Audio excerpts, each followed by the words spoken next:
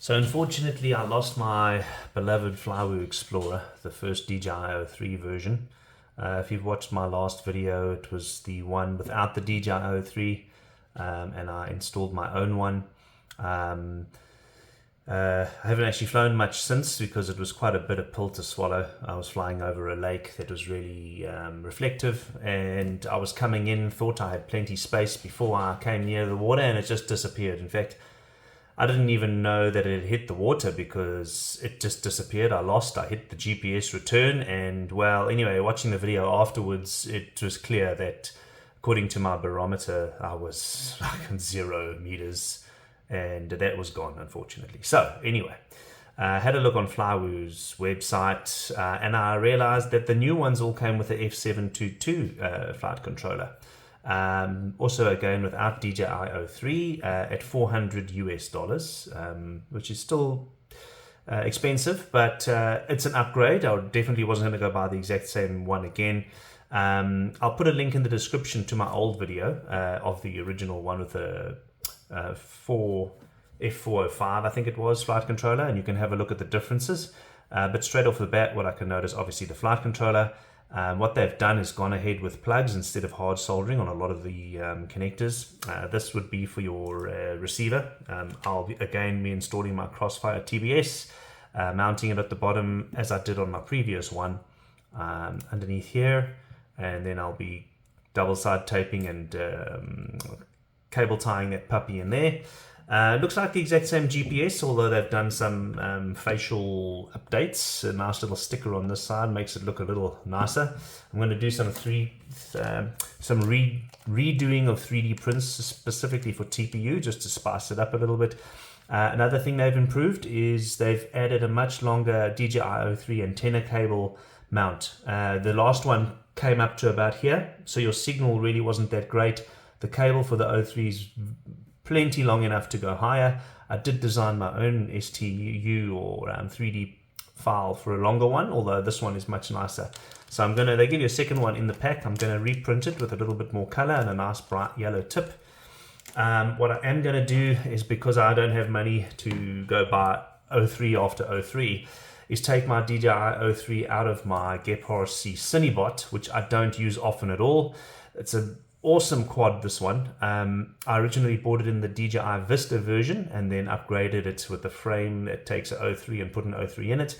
It's a lot noisier. You can hear this coming from a mile away. It flies beautifully, but I fly it probably not even a quarter as often as my Flywoo Explorer. This is a really nice flight controller, having a closer look. Removing the plug for my receiver, underneath the plugs are solder pads if you prefer to use that, but I'm not going to use that for now. I'm going to use the cable that it came with, but the option is there for all of the plugs instead to solder.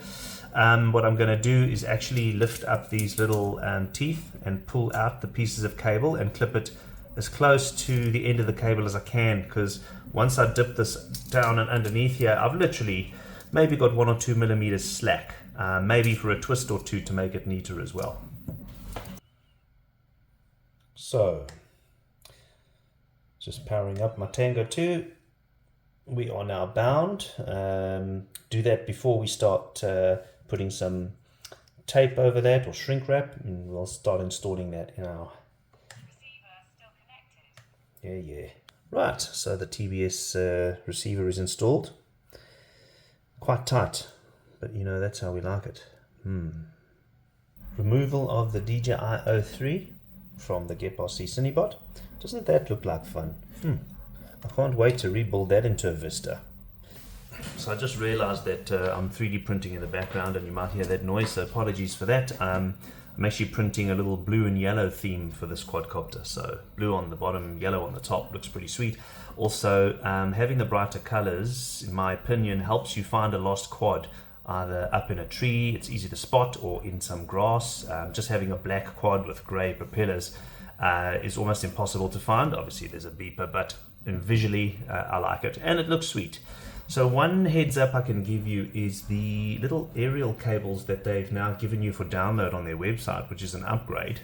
In fact, you can download this piece as well, which you couldn't before. Trying to get those cables through with the UFL connectors on the end is almost impossible. I remember when I designed my own one about this length, I had the same issue. And I had to bore some out of here, or some TPU print out of here, just to get both ends out. If you try to put these two pieces down the tube at once, you can't. So you kind of need to bend one cable, feed one through, squeeze it flat and get the second one in, and eventually if you don't cut this piece of TPU out, well, one comes out, the second one won't, and you end up almost damaging the cables. So there we have it, completely built. I've got my custom printed TPUs, not custom, I didn't make them, but they're available from DJI's website. Right, so the build is complete. Obviously we just need to put our top plate and battery strap on. Obviously I need to bind my DJI 3 and configure all of my settings that I like with my Tango 2 and my other radios. Custom colors, which actually looks really cool. Here's my TBS Crossfire receiver. It's really fit nicely. I couldn't have done this with 1mm less. Even if I turned this wire one more time, it wouldn't have fitted. There's a slight bit of slack here, which means the flight controller is not going to, be too tight or held back from vibrations.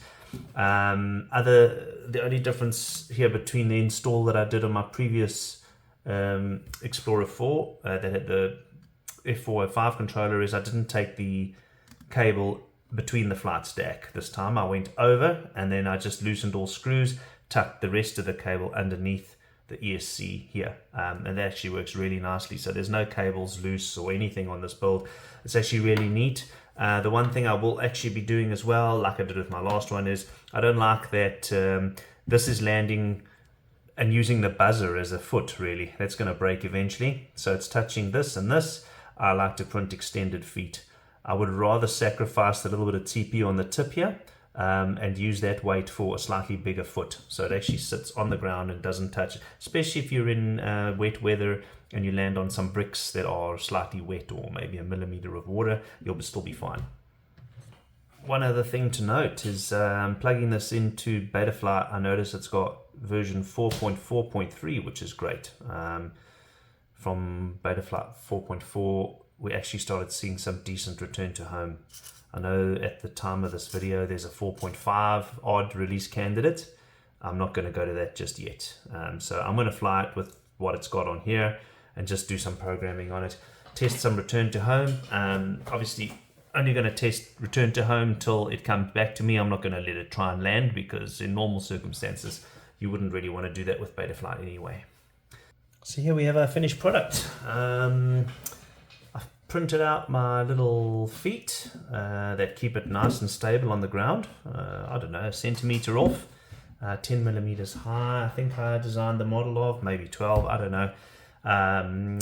My F4019 Gem Fan floppy proppy props, and just to give you an idea of the model that I designed for these legs, they only took up an extra 1.3 grams extra weight to put this on.